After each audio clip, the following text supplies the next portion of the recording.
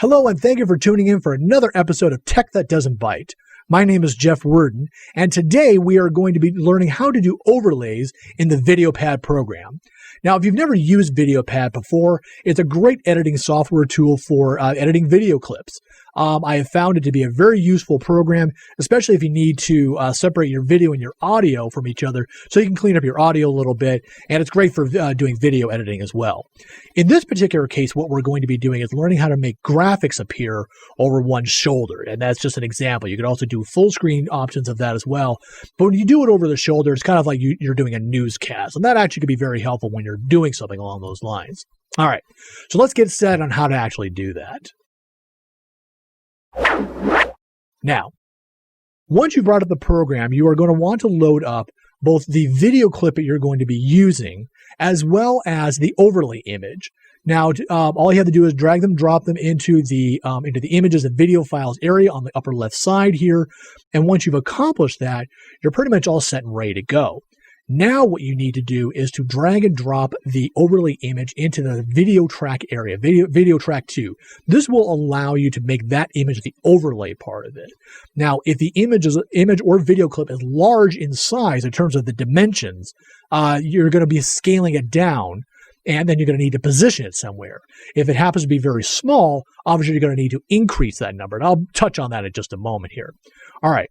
So once you've dragged everything back down into place, the first thing you're going to do is to click on the FX button on the overlay image itself.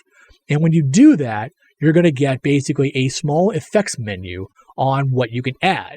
Now you click on the green plus sign here, and this will give you the option to add all sorts of different types of transitions and effects.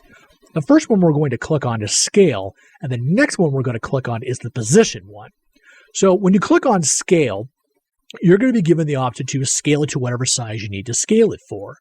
Now, one thing to point out here is the Maintain AR checkbox.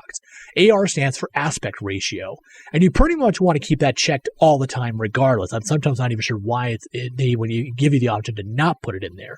Because if you uncheck it and then you scale it differently, it will distort the image or the video clip that you're trying to put into place. So you probably don't want to do that unless you're feeling particularly artistic. But for the most part, you really don't want to do that. And you want to leave that checked all the time. And what I'm going to do here is I'm going to set this to 40%. So basically the image, as you see it here, it takes up the entire screen. It's also very large in terms of its dimensions. So I need to scale it down really hard, and I'm choosing 40% arbitrarily just to kind of make it about right. Now, the other item that you're going to want to choose after you've finished the scaling is the position option. And position is going to put the overlay image where you want to put it. This takes a little trial and error to get it right. I mean, obviously you want to see Selma Hayek's face. I know I do. So let's move it out of the way to a particular position. And in this case, I chose with 30 and negative 26.5.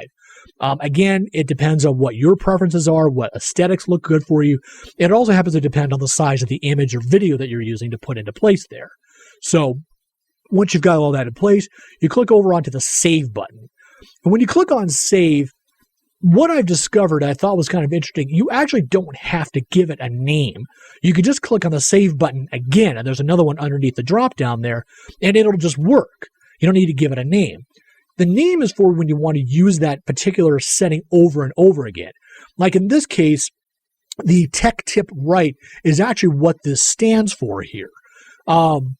The video image that you're seeing of me talking to you, excuse me, is the VPad left, just so you can kind of get an idea as to what it is, and I may wind up using that again, so if you need to use it again, you can just select the template and go from there and keep going. So, once you've got all that in place and you're ready to go, you can actually try it out. What you need to do then is to click down into the time bar right above your video tracks there, and then you want to move it all the way to your left. So that basically you get the beginning of what it's of what it'll be. And once you do that, just click on the play button for the preview, and that will basically set things in motion. Now, this is just a 10-second clip with a couple of still images, but it'll give you an idea as to what it's going to look like. And I've added a little bit of sound to give it a little extra impact.